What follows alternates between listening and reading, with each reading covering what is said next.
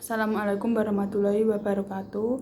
Saya Dia Ayuno Rahmawati, NPM 17410040 kelas 6B PBSI Upgris.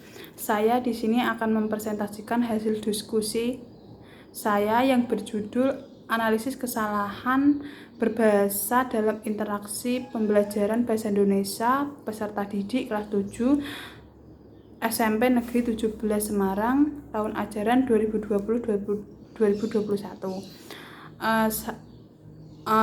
Saya di sini akan membahas tentang satu, bagaimana kesalah lafal ucapan dalam diskusi kelompok pada pembelajaran bahasa Indonesia kelas 7. Yang kedua, bagaimana kesalahan diksi pemilihan kata dalam diskusi kelompok pada pembelajaran bahasa Indonesia kelas 7.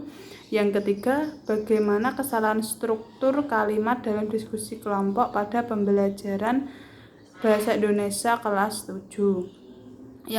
Yang pertama, kesalahan lafal pada diskusi kelompok. Lafal adalah suatu cara seseorang atau sekelompok orang dalam mengucapkan bunyi bahasa. Bunyi bahasa Indonesia meliputi vokal, konsonan, diftong, dan gabungan konsonan.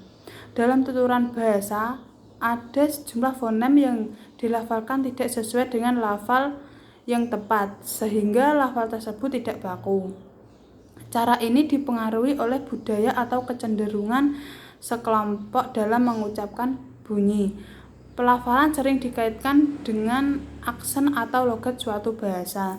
Berdasarkan hasil pengamatan penulis terhadap kegiatan diskusi kelompok, siswa kelas 7 diperoleh gambaran tentang kesalahan lafal dalam berbahasa. Kesalahan tersebut dilihat berikut ini. 1. Kesalahan pelafalan karena perubahan fonem. 2. Kesalahan pelafalan karena penghilangan fonem. Yang kedua, kesalahan diksi pada diskusi kelompok. Sebuah kata mempunyai peran yang penting dalam sebuah kalimat atau tuturan, karena arti atau makna sebuah kalimat dapat dibangun dengan pemilihan kata yang tepat. Diksi yang dipilih adalah diksi yang memenuhi syarat kebakuan. Selain itu, diksi yang digunakan harus tepat dan sesuai agar tidak ambigu dan bermakna ganda. Bagi pembaca, kesalahan tersebut akan menimbulkan kesalahpahaman atas arti atau makna yang dimaksudkan penulis. Seperti halnya siswa kelas 7 sebagai berikut. Terima kasih atas pertanyaannya. Pemateri akan menjawab soal dari kalian. Yang kedua, kami persilahkan kepada kelompok lain untuk menyampaikan diskusinya. Yang ketiga, apakah ada yang mau bertanya? Yang keempat, oke, makasih. Pemateri akan menjawab pertanyaan selanjutnya. Dari data tersebut yang bercetak dan disimpulkan bahwa terdapat kesalahan pada pemilihan kata atau penggunaan diksi. Kesalahan tersebut terjadi karena ketidaksesuaian atau kecocokan dalam menggunakan kata. Keterbatasannya kosakata yang dimiliki siswa menggunakan kata-kata sehari serta pemilihan kata pada siswa tersebut tidak tepat penggunaannya, sehingga menimbulkan kesalahan.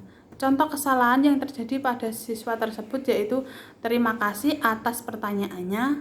Pemateri akan menjawab soal dari kalian. Terdapat kesalahan diksi pada kata kalian yang merupakan kata yang tidak tepat pada bahasa Indonesia. Salah satu ciri bahasa Indonesia baku dan sinonim dari kata kalian adalah mereka, setiap kelompoknya. Yang ketiga, kesalahan struktur kalimat pada diskusi kelompok. Kalimat adalah bagian ujaran yang didahului dan diikuti oleh kesenyapan, sedangkan intonasinya menunjukkan bahwa ujaran itu sudah lengkap. Kalimat tidak dapat diukur dengan adanya subjek, predikat, dan fungsi-fungsi lain seperti objek, pelengkap, dan keterangan-keterangan. Pengucapan kalimat pada diskusi kelompok siswa kelas 7 tentu tidak terlepas dari berbagai kesalahan karena tidak memperlihatkan kaidah pengucapan dan syarat dalam pengucapan kalimat efektif. Berikut adalah beberapa temuan kesalahan kalimat efektif pada diskusi kelompok kelas 7. Terima kasih atas pertanyaannya, kami akan menampung soal Anda. Kedua, itulah tadi jawaban dari kami, apakah penanya sudah paham? Yang ketiga, demikian hasil diskusi kami, akan mempersilahkan kepada kelompok lain untuk menyampaikan diskusinya. Lebih dari kurangnya mohon dimaafkan. Berdasarkan data tersebut dapat disimpulkan bahwa kalimat bercetak miring merupakan kesalahan yang terdapat pada siswa. Kesalahan tersebut terjadi karena kurangnya kosakata siswa yang disebabkan oleh kebiasaan membaca siswa yang rendah, adanya keterbatasan dalam penyampaian kalimat yang baik dan benar, serta adanya sikap kurang teliti dan kurang peduli dengan pemakaian kaidah-kaidah bahasa dalam pengucapan. Sekian presentasi dari saya. Wassalamualaikum warahmatullahi wabarakatuh.